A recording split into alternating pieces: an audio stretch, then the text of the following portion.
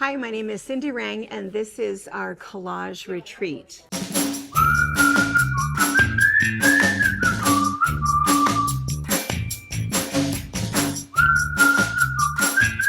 So this has been pretty fun, and we do the collage retreat almost every year. We're not entirely sure if we're going to do it for 2027, so if you're really interested and that's been the one you've always wanted to do, be sure and let us know either in the comments or email us as we get ready to put together our 2027 retreat season.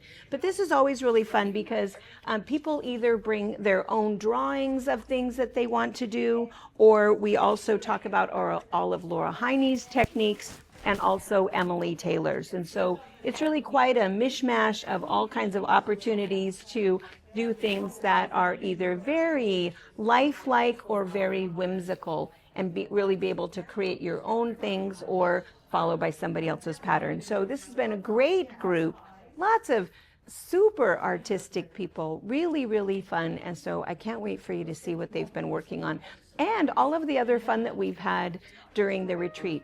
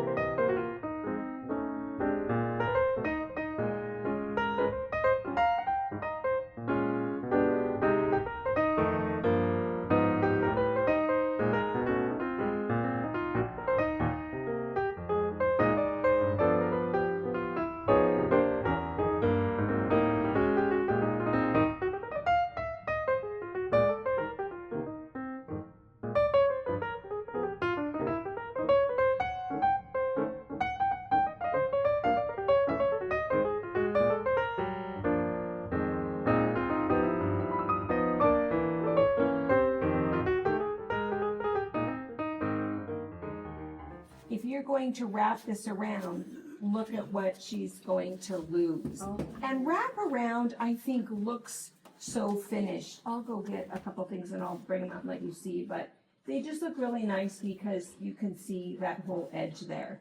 And so you just want to see how much are you wrapping there. So we would come up a little bit more here. So if she were to use this frame, she's losing a bit of this over here, quite a bit, yeah. Yeah, and it's not that you couldn't see it on the edge, but right. So then her option could be to go to a bigger one. But if you go to a bigger one, you're still going to need that spot that you're going to hang over. Your other thing is that you can put a frame on there, and I've done that multiple times, where I have figured out, or not figured out, but I mean measured, and I'll put this down and say, okay, instead of 16 by 24, or what is this? 16 by 20. I'm going to go up to an 18 by 24. So I'll lay this whole thing out where I think that looks like that's right. And so it might hit here and it might hit up here. I just use either like a friction marker, something that gives you the mark but that you can take away, nothing permanent, and go ahead and mark off where that is, knowing that once you've done that and you have this line so you can see that this is what's going to fit on here, then sew your frame on, but don't trim anything off. Go ahead and put your borders just like you would a quilt, but make it pretty substantial. I mean, you know, that is about a little over an inch, but I would say you need to have enough to be able to wrap it around, and I'll show you. Yeah, at least. Or longer. At least, because you can trim it afterwards. And so then put your pieces on there, but then that mark that you've made, sew right on that line. So make sure that you can see underneath there, or if you feel like you feel confident, you can go ahead and use your ruler and measure over 1/4 of an inch and trim that whole thing. Sew on your border, and just like Ruth said, much bigger, because then when it comes time to put it on, let's just say that it looks like this, you know, and you're going to go ahead and you have your piece and you have all of your excess all the way around. Then when you go to put it on, you actually just staple it. So you're going to bring that excess here and you're going to miter those corners. So you're going to go ahead and go up and you make sure that both of your sides and everything is okay. And I usually come down, you know, maybe 3 or 4 inches from the edge, staple, staple, staple, staple, do the same thing here, bring this up, maybe put a staple here, flip it back over and double check. Does everything look right? Did I get something crooked? Did I stretch something weird? Take out your staples if you need to, adjust it and go, oh yeah, it is a little bit crooked. Come back, make sure that everything is nice and straight. And once everything is straight, okay, so you're gonna come in and then you're gonna come over and then you're gonna bring this up. And you have to kind of play with it a little bit because you can bring it up so that it comes,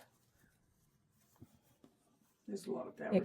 there's a lot of fabric there, but it'll come up so that you have a straight edge right there. And that way too, if you have, and I would staple these where they go, trim off when I feel like I'm pretty confident when I'm near the end. And when you're doing this, go ahead and trim that in a little bit, fold it a little bit, take a look. Yeah, that's all exactly the way that I need to, but it'll be just like you're doing a present.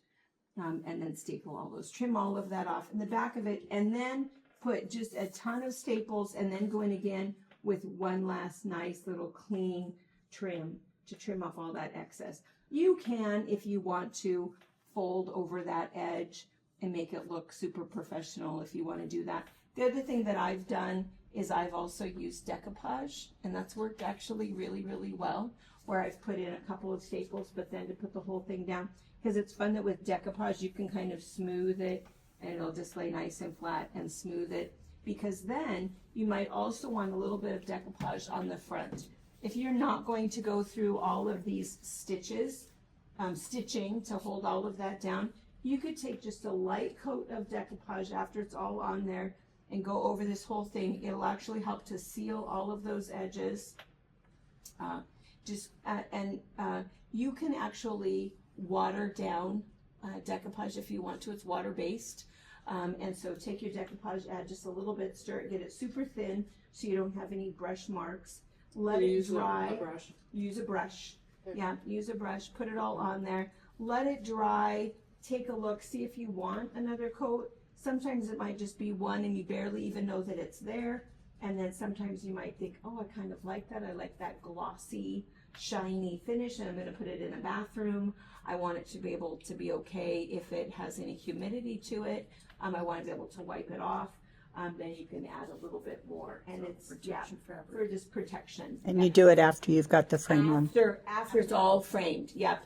Because then same thing when you're, and the trick too, if you want to get the edges, is to put it up on something. So find something that you're going to set this on so that when you go to do the decoupaging, you can get to these edges.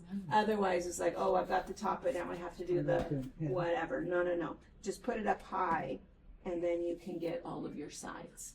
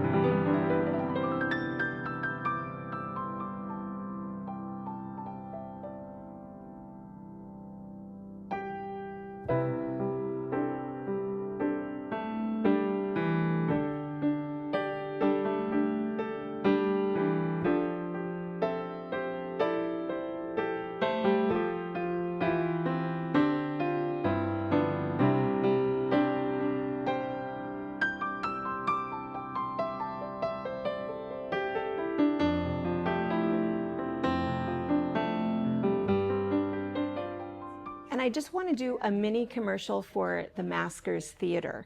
It is our local community theater here in Soap Lake, and I am always so proud to take friends there to be able to see the play. And it just so happens that during this retreat, the play was Trip to Bountiful, and we had people that went last weekend when they were here for the Flying Geese retreat, and people that went last night. Well, we have people here from Juneau and from Colorado, places that they have like great big community theaters, and all of them said that it was no comparison, that it was just such a nice facility, really good sound, really good lighting, and such talent. And they all said it was absolutely one of the best ones that they've seen. So maybe they'll tell you themselves, but just a fun little shout out for some of the fun things that we do during retreat for the 5 days that you're here.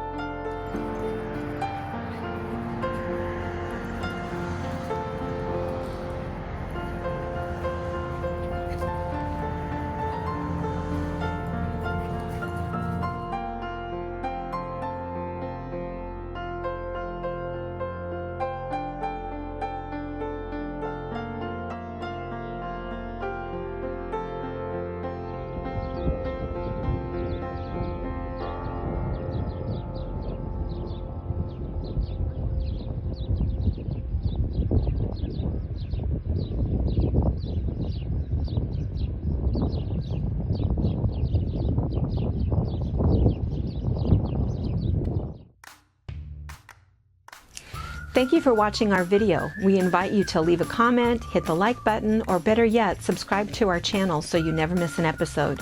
You can also visit our Instagram, Twitter, Facebook, or Pinterest pages, or find all of those things and our online store at fabricpatch.net.